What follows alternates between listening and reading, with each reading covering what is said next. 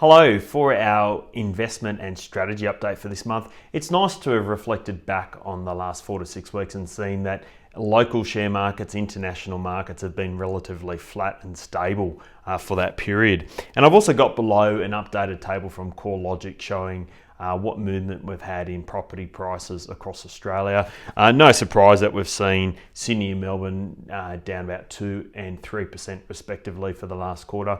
But important to remember with property prices that we're seeing a very low volume of transactions taking place at the moment. Hence, what is recorded as movements in property prices are a lot more sensitive than what normally would be the case. And I think at the moment, given we're seeing the story of COVID continue to play out, just to give you some thoughts or share with you my thoughts about what I'm looking at the moment is what impact does deflation have on our investment strategies going forward? Deflation is essentially where there is excess supply in goods and services relative to demand.